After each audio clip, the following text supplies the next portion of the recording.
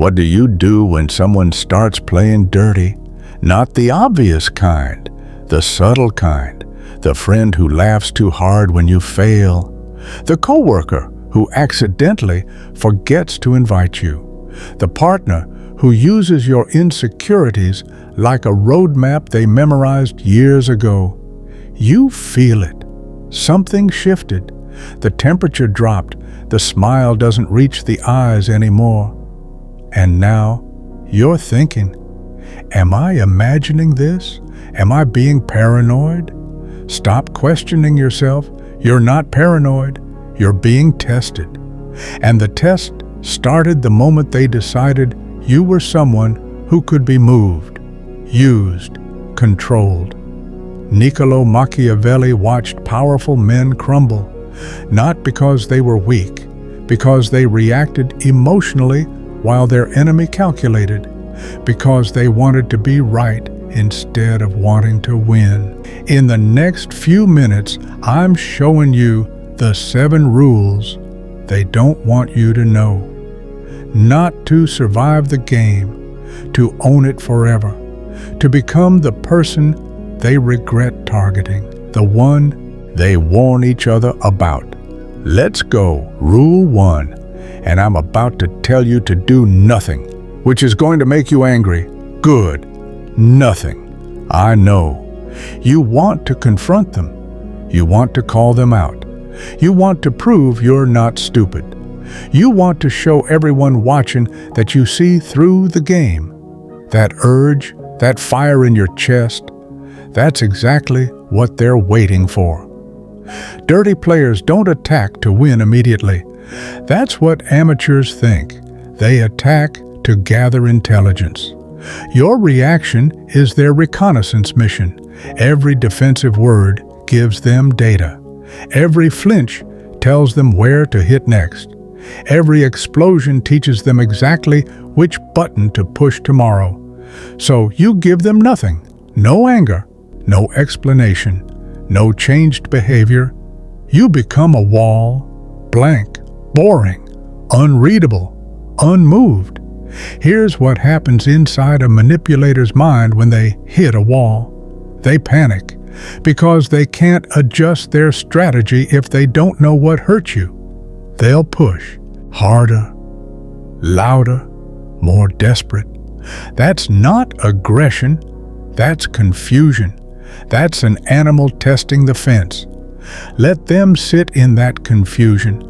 Let them wonder if you're stupid or dangerous. Let them lay awake at night asking, did he notice? Is he planning something? Or did it just not hurt? That uncertainty, that's your first win, and you got it without saying a single word. And that confusion, that's not just a win, it's the first crack. And cracks, we'll get to that. Rule 2, stop defending. Start redefining. When someone plays dirty, they're not attacking your argument. They're attacking your character. Watch how it works. They don't say you're wrong. They say, why are you so aggressive? They don't say, I disagree. They say, you're too emotional to be objective. See what just happened? They moved the battlefield from logic to emotion. If you say, I'm not aggressive, you look aggressive. You lose. You're dancing in their kitchen.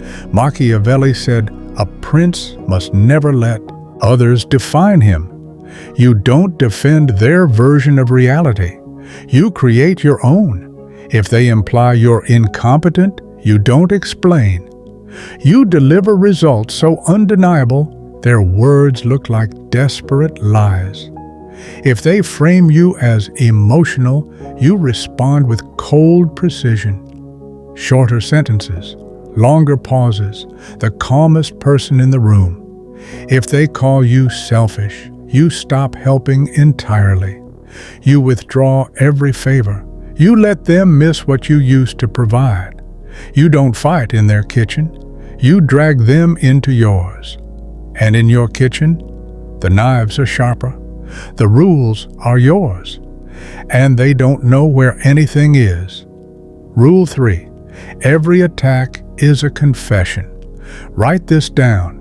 When someone plays dirty, they're not hiding their weakness. They're screaming it at anyone smart enough to listen. A person who humiliates you publicly is terrified of being irrelevant. People confident in their status don't need to tear others down. A person who lies about you is terrified of the truth, because if the truth got out, they'd lose. A person who undermines you quietly knows they can't beat you openly. If they could win fair, they would. A person who needs to put you down was never really above you. You stop seeing attacks as insults.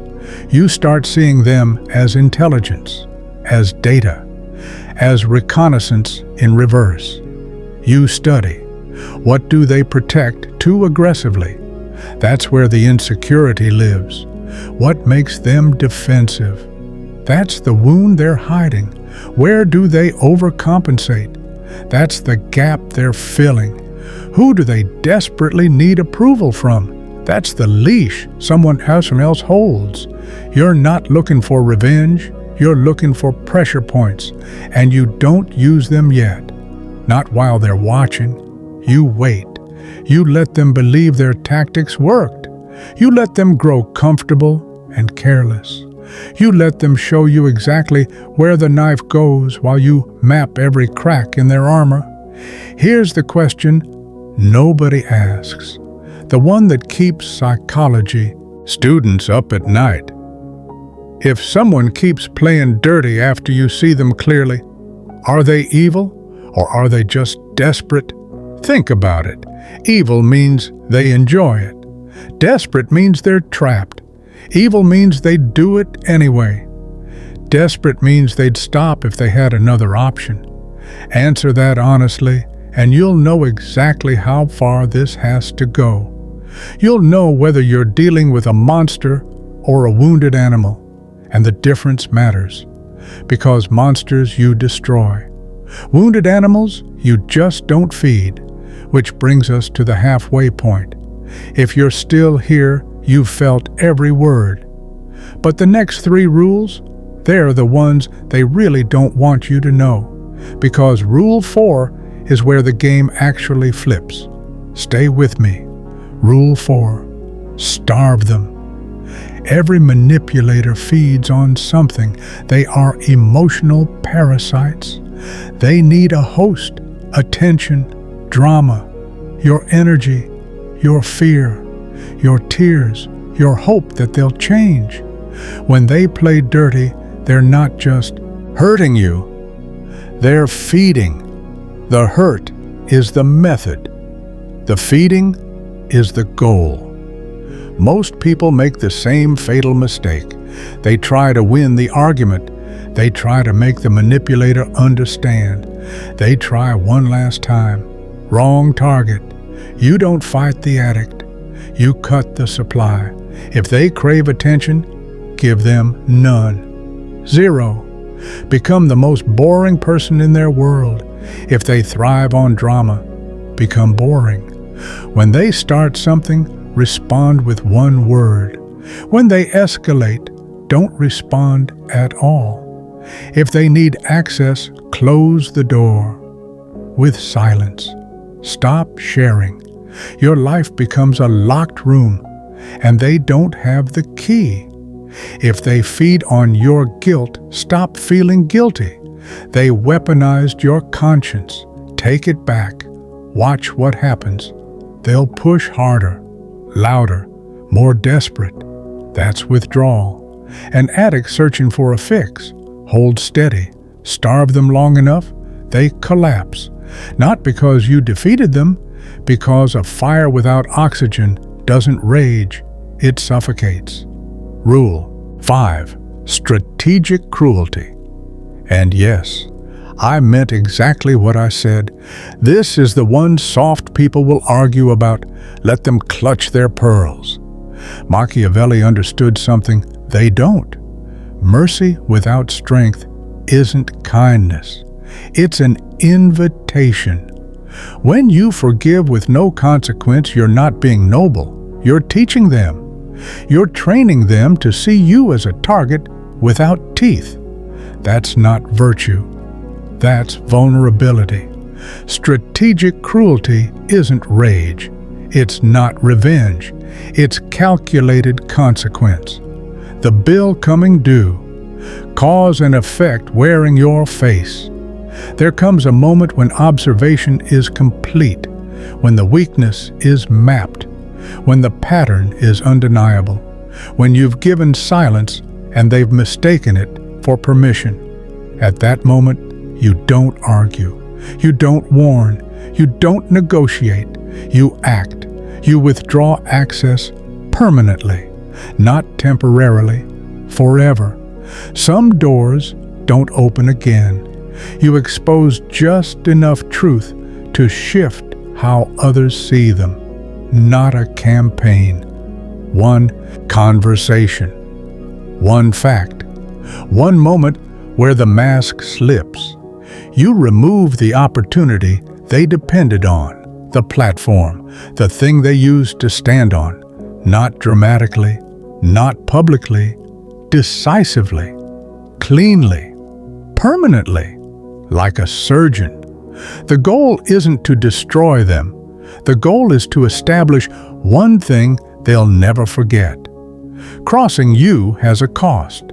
And once someone experiences calm, controlled, inevitable consequence, they rarely try again. Because in their mind, you're no longer a target. You're risk. You're liability. You're the person they warn each other about. Rule 6. The invisible strike. This separates masters from everyone else. Most people think retaliation has to be loud. They think revenge means confrontation. They think victory means everyone watching. That's amateur hour.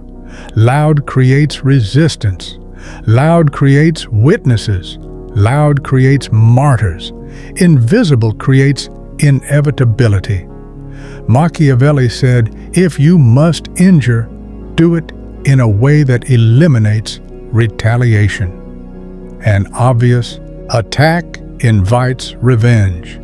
A silent one removes options.